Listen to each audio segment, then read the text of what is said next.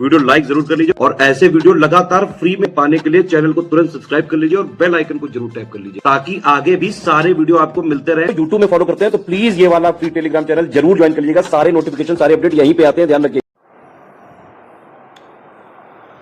नमस्कार साथियों, स्वागत है आप सभी का स्टडी फॉर सिविल सर्विसेज में। आज का जो हमारा टॉपिक है साथियों मॉडर्न इंडिया में, उस टॉपिक का नाम है मार्ले मिंटो सुधार अधिनियम। आज हम इसकी बात करेंगे, काफ़ी महत्वपूर्ण है। सबसे पहले तो इसका डेट ही पूछ लेता है कि मार्ले मिंटो सुधार अधिनियम कब आया, तो आपको ध्यान रखना है 1909 में। तो आज हम इसी के बारे में बातचीत करेंगे, इससे जुड़े इंपॉर्टेंट फैक्ट हैं उनकी हम चर्चा करेंगे और देखेंगे इसका प्रभाव भारत के उस समय की राजनीति पर या भारतीय समाज पर क्या पड़ा। अगर हम देखें कि इसकी महत्वपूर्ण बातें क्या हैं साथियों, तो यहाँ पर आप देख सकते हो। सबसे पहला तो केंद्रीय तथा प्रांतीय विधान परिषद में निर्वाचित सदस्यों की संख्या में वृद्धि हो गई। दूसरा, गैर सरकारी निर्वाचित सदस्यों की संख्या अभी भी नामित और बिना चुने हुए सदस्यों की संख्या से कम थी।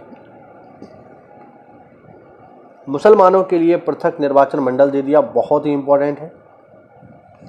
अक्सर करके इस टॉपिक से यही क्वेश्चन पूछता है कि मुसलमानों के लिए पृथक निर्वाचन मंडल किस अधिनियम के अंतर्गत दिया गया है, तो आपको याद रखना है मार्ले मिंटो सुधार अधिनियम 1909। कई बार पेपर में आ चुका है, सीधा सीधा यही। अगला पॉइंट, निर्वाचित सदस्यों का चयन अप्रत्यक्ष रूप से किया जाता था। इस प्रकार भारत में पहली बार चुनाव प्रणाली आरंभ हुई। तो ध्यान रखना है, भारत में पहली बार चुनाव जो प्रणाली है वो मार्ले मिंटो सुधार अधिनियम के अंतर्गत आई। व्यवस्थापिका सभाओं के अधिकार में वृद्धि की गई। सदस्यों को आर्थिक प्रस्तावों पर बहस करने तथा उनके विषयों में संशोधन प्रस्ताव रखने, कुछ विषयों पर मतदान करने, साधारण प्रश्नों पर बहस करने, मतलब साधारण प्रश्नों पर बहस करने तथा सार्वजनिक हित के प्रस्तावों को प्रस्तुत करने का अधिकार दे दिया गया। अगला, गवर्नर जनरल की कार्य परिषद में एक भारतीय सदस्य को नियुक्त करने की व्यवस्था की गई। यानी अब तक कोई भी व्यक्ति गवर्नर जनरल की कार्य परिषद में, उनकी कमेटी में एक भी भारतीय अभी तक नहीं था। पहली बार एक भारतीय सदस्य यहाँ पर चुना गया। इन सुधारों के पीछे सरकार की मंशा थी कि राष्ट्रवादियों को आपस में विभाजित कर दिया जाए, नरमपंथियों और मुसलमानों को लालच देकर सरकार के पक्ष में कर लिया जाए। इसमें वो कामयाब भी हुए, मुसलमान उनके पक्ष में हुए। विधान परिषद के सदस्यों के उत्तरदायित्वों को पूर्ण रूप से परिभाषित न करने के कारण अनेक भ्रांतियां उत्पन्न हो गई। इसके अलावा निर्वाचन की प्रणाली बहुत ज़्यादा अस्पष्ट थी, इसके बारे में कोई प्रॉपर जानकारी नहीं थी। मुसलमानों हेतु पृथक निर्वाचन मंडल प्रणाली प्रारंभ करना कालांतर में राष्ट्रीय एकता के लिए घातक सिद्ध हुआ। बिल्कुल सही बात है। यहाँ से मुसलमान जो है अपने आप को अलग मानने लगे और उसका परिणाम ये रहा कि मुसलमानों ने अपने लिए अलग देश बना लिया। और इतना ही नहीं, ये जो समस्या थी पृथक निर्वाचन मंडल वाली, ये आगे जाकर और विकट रूप में देखने को मिलेगी, क्योंकि जैसे जैसे समय आगे बढ़ेगा वैसे वैसे अंग्रेज क्या करेंगे, सबको देते जाएंगे। और तो और मैकडोनाल्ड अवार्ड के अंतर्गत दलितों को भी पृथक निर्वाचन मंडल की व्यवस्था दे दी जाएगी। लेकिन दुख की बात यह है कि डॉक्टर अम्बेडकर इसका सपोर्ट करेंगे। हालांकि बाद में गांधी जी के आग्रह करने पर या गांधी जी के आंदोलन करने पर उसको वापस कर दिया जाएगा। लेकिन ये हमें ज़रूर मानना पड़ेगा कि अंग्रेज़ों के इस खेल में बहुत सारे भारतीय लोगों ने भी अंग्रेज़ों का साथ दिया। आगे देखते हैं जरा। गांधी जी ने कहा था कि मार्ले मिंटो सुधार ने हमारा सर्वनाश कर दिया है, इसने हमारा सर्वनाश कर दिया है। और आगे देखते हैं। वर्ष 1905 में लॉर्ड कर्जन के स्थान पर लॉर्ड मिंटो भारत का वायसराय नियुक्त हुआ तथा जॉन मार्ले को भारत सचिव बनाया गया।